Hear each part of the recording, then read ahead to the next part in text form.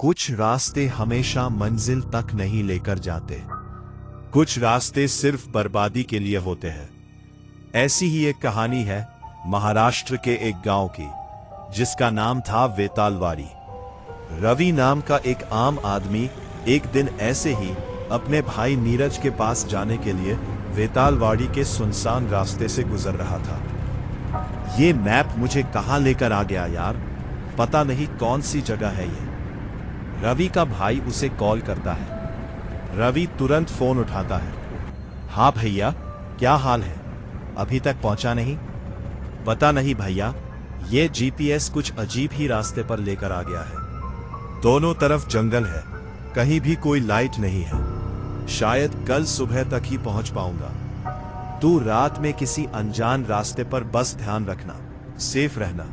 और hello hello hello Ravi Ravi hello hello भैया, आवाज नहीं आ रही।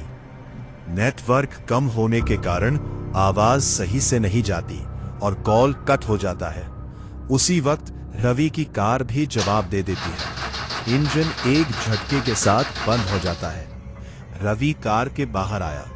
जब रवि कार से बाहर निकला तो उसे जंगल से एक आवाज सुनाई दी, जैसे बीच जंगल में कोई पूजा हो रही हो। रात के 2 बजे जंगल के बीचों बीच पूजा हो रही है। रवि की उत्तेजना उसे उस आवाज की ओर खींच ले जाती है। उसकी आंखों में और जहन में सवाल है, पैरों में हिचकिचाहट, लेकिन वो चलता जाता है। जंगल के बीच एक छोटी सी जगह पर 4 लोग अपने कंधे पर एक पालकी लेकर जा रहे थे। उनकी आंखों पर पट्टी बंधी हुई थी। पालकी इतनी रात को। रवि पालकी को देख रहा था और पालकी आगे आगे चल रही थी।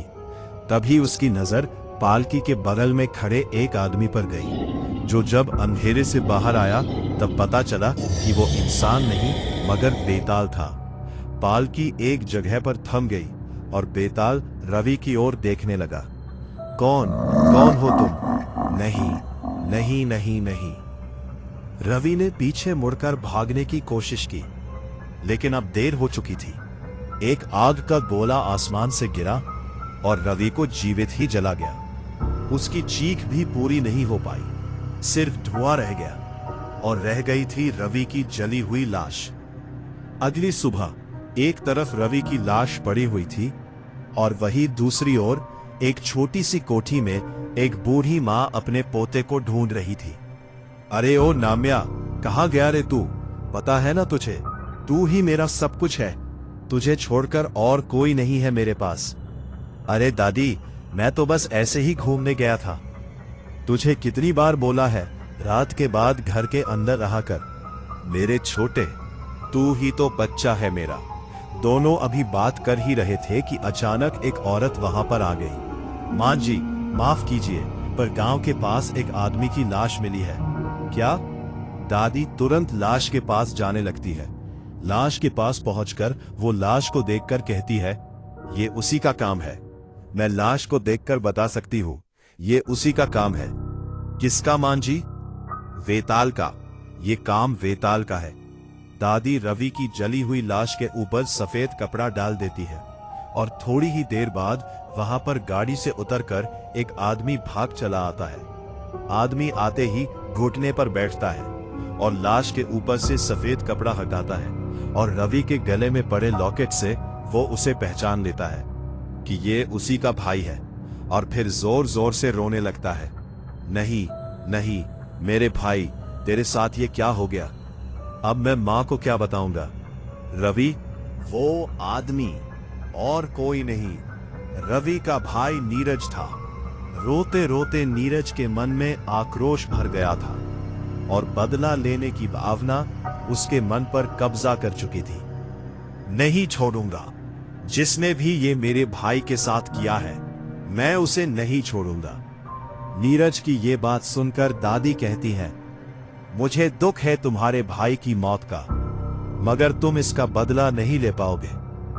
तुम्हारे भाई को मारने वाला कोई इंसान नहीं, बल्कि एक बेताल है। इंसान हो या बेताल, असुर हो या शैतान, जिसने भी मेरे भाई के साथ ऐसा किया है, मैं उसे नहीं छोड़ूंगा। रवि का अंतिम संस्कार करने के बाद नीरज दादी के घर पहुंच जाता है, जहां पर दादी के साथ वेतालवाड़ी के पंडित केदार भी मौजूद थे। नीरज दादी से कहता है, मान जी, आपने मुझे यहां क्यों बुलाया है? तुम्हारे सवालों के जवाब हमारे पास है। ये बात सच है बेटा, जिसने तुम्हारे भाई को मारा वो बेतान है, एक राक्षस है। पंडित और दादी की बात सुनकर नीरज की आंखों में आंसू और दिल में गुस्सा भर जाता है, और वो पंडित जी से कहता है, तो आप ही बताइए कि मैं कैसे इस बेताल को मार सकता हूं? आखिर राक्षस भी तो मारे जाते होंगे ना? बताइए, कौन बता सकता है मुझे उस बेताल को मारने का तरीका? तुमने ठीक कहा, बेताल को मारा जा सकता है, और उसे कैसे मारना है ये गांव में सिर्फ 2 ही लोग जानते हैं, जिनमें से एक मैं हूं। मगर उसे मारने से पहले तुम्हें यह जानना होगा कि इस गांव का नाम बेतालवाड़ी कैसे पड़ा। बहुत सालों से इस गांव में बेताल की पूजा होती आ रही है। बेताल का मंदिर भी इस गांव में है, मगर करीब 9 साल पहले एक बड़े से बरगद के पेड़ के नीचे एक अघोरी आकर बेताल की पूजा करने लगा। ए विनाश स्वाभिमान असुरामन स्वाहा, ए वेतालम स्वाभिमानम असुरामन स्वाहा। पूर्णिमा की उस रात में भी उसी रास्ते से अपनी कोठी की तरफ गुजर रहा था जब मैंने उस अघोरी को बेताल को बुलाने वाला हवन करते हुए देखा था।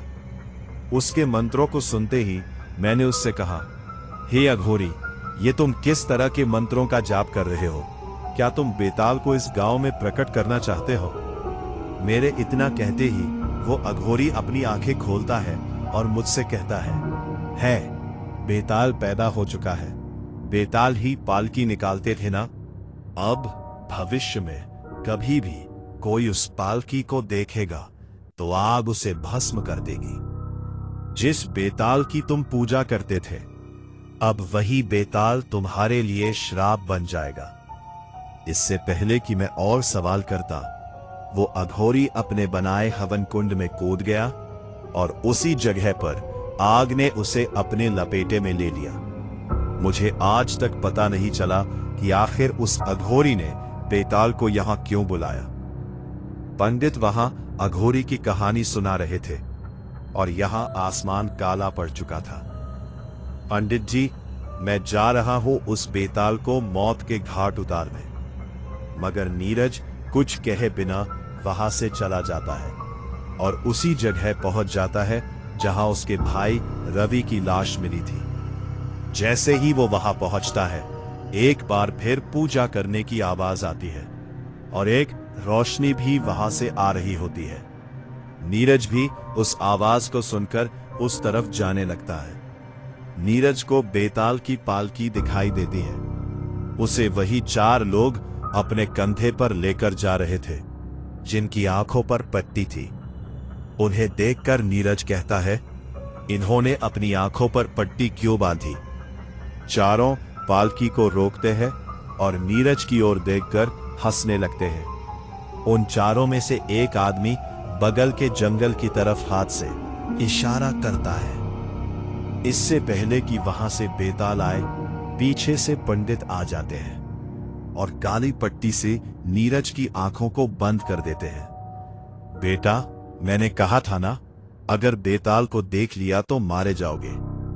पंडित जी ने नीरज की आंखें तो बंद कर दी थी, लेकिन उनकी आंखें अभी भी खुली हुई थी। बेताल झाड़ियों में से बाहर निकलता है। उसकी आवाज सुनकर नीरज अपने कानों को बंद कर लेता है, मगर पंडित जी नहीं, ये श्राप मुझे नहीं लगेगा। ये आग का एक बड़ा सा गोला जंगल की तरफ से आता है और पंडित जी को जलाकर राख कर देता है। आसमान साफ हो जाता है और नीरज पंडित जी की जली हुई लाश को देखता है और कहता है, पंडित जी, आप मेरी वजह से मारे गए। दादी भी अपने पोते को ढूंढते ढूंढते वहां पहुंच जाती है और पंडित जी की लाश को देखती है। और उसी वक्त दादी का पोता नामिया भी आता है, उसी जंगल से जहां से बेताल आया करता था। तुम वहां से कैसे आए? दादी, मैंने वहां पर 4 लोगों को देखा। नीरज पंडित जी की लाश को देखकर कहता है, सिर्फ 2 लोगों को पता है कि बेताल को कैसे मारा जा सकता है। एक तो आप थे, तो दूसरा कौन है जिसे पता है कि बेताल को कैसे मारा जा सकता है? दादी नीरज की ओर देखती है और कहती है, वो दूसरी इंसान मैं हूं।